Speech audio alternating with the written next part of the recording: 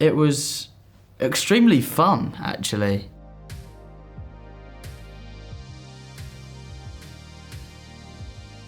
Welcome to Berlin. Thank you very much. It's a pleasure meeting you. Thank you.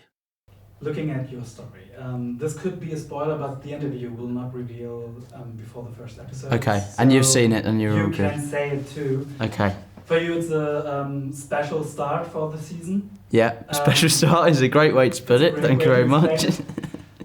How is it? You all know your biographies are written down, but then when the point comes where you know this could be it, how do you prepare yourself for that moment, and how is it to maybe also step outside the makeup, wardrobe, and everything, and everyone sees you and it's like, yeah, your time has come, mate. Yeah, I think. Well, I knew since season 1 that this was going to happen, so it's good because it wasn't a shock, and there's no way that Jace could have survived the Battle of the Gullet.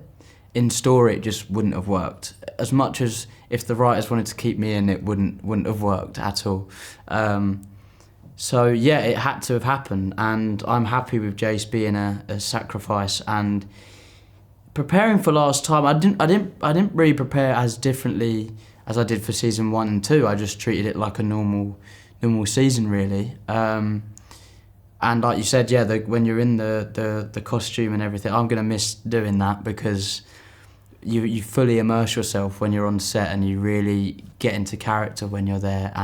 But luckily, my last set day, I got my sword and my dragon head, so I get to take that home with me. I got some very strange looks when I walked into my house with that, especially near my area. Everyone was looking, going, "Why has that boy got a sword?"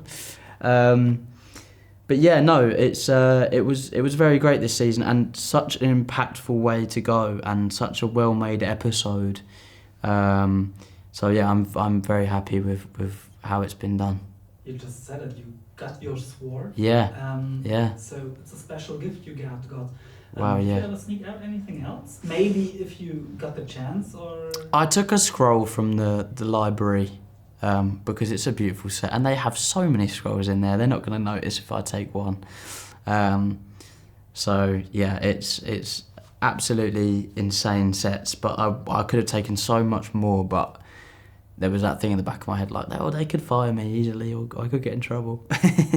You just mentioned that it's special when you, I would say, go full House of the Dragon mode. Yeah.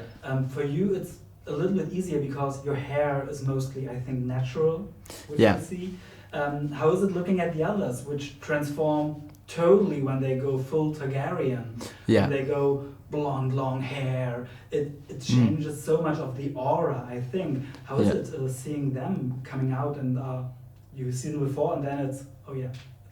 Yeah, it's cool. I mean, it must feel more immersive when you've got a wig on your head. Maybe a little bit more annoying because it's itchy and it can get very hot in there when all the fire's blaring. And I'm glad I just have my actual hair, so it's okay. I'm not that bothered. But yeah, no, it's really cool. Especially seeing Matt Smith actually as Daemon. Like, he fully transforms himself, and Daemon is such a good character, and Matt is such a bubbly person, like such an absolute G. And then when he's Daemon, he's like, okay, I'm Prince Daemon now, and it's so funny. Yeah, it's really cool to see people, because they do flick a switch on and off. I mean, even Emma, like, watching them on set, they're so regal when they're on set, and it's really interesting to see, and it helps me immerse myself into it even more as well. But have you tried it out, going full Targaryen mode, get a wig and stuff like that? I haven't had the joy of wearing a Targaryen wig. Somebody said to me that I should dye my hair Targaryen blonde, and I was like, that is a terrible idea. I would not be able to pull that off whatsoever. I don't know, maybe in the future. I don't know. We started off with something like the biographies of you all, the story which is already written down. Mm-hmm. But still you have to be aware you could give away a spoiler with every sentence. How hard is it to keep the secrets for all of them who will be watching the show who don't know what's going to happen? It's really hard. Like, even this time I struggled with saying, like, like I've been speaking like I've had a really good time on this series. Like speaking like I'm leaving, which I'm not saying anything particular. It's just like something that someone would pick out on, you know. But yeah, no, it is pretty difficult, and I'm glad that this wasn't at the end of season 2, because last press tour I wouldn't have been able to speak about it at all. But at least, obviously, you've seen it, so it makes it a lot more free. I'm like, I can breathe. I can be free of spoilers. Yeah, was it? I think you see the scene, and it's like, if you know it, it's like, ooh, still. Oh, yeah. Damn. Yeah. Bad for him. Yeah. How was it? You're in the water. It's wet. It's also this intense battle scene. Yeah. How was it filming this? Well, moment. Yeah, it was extremely fun, actually. I know it's like quite hard to believe, but yeah, the water tanks was extremely fun. We had the whole dragon buck in the water, so I'd be moving in the water with the dragon buck, and when you see that bit where Jace is being dragged underwater, the buck is actually dragging me underwater.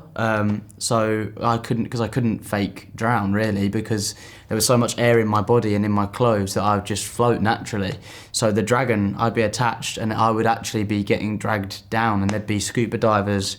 It's a very, very deep water tank. There'd be scuba divers underneath, and they'd like give me, and I could give them a thumbs up if I could hold my breath for another 20 seconds or whatever, and then they'd help me back up. So yeah, it was quite cool. It was I felt like Tom Cruise. I felt like I was doing my own stunts, you know, which was great. You talk about this dragon bug. Yeah. It's also cool because we see you flying this dragon, and in the end it's a technical device which helps you. How is it for you? You've done it multiple times now. Yeah.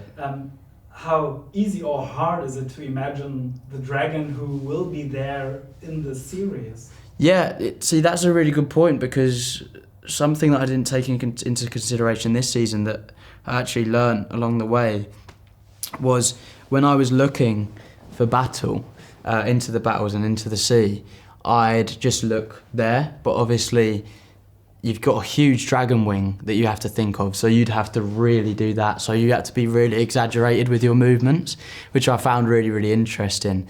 And like the head is huge, so if you wanted to see like over there, then you'd have to come up a little bit. So you've got to think of all those technicalities to make, you know, something great like you saw in episode 1. And you can't hear anything over those wind machines. So Lonnie, our director, his voice must have been mangled, but he had like a megaphone shouting notes like hit and stuff, and it made it so much more chaotic throughout the entire thing. I have to say thank you for your time. No, thank you very much. Thank you for all your appearances on the show. Thank you. And I'm really looking forward to see you in more projects in the future. Thank you, hopefully.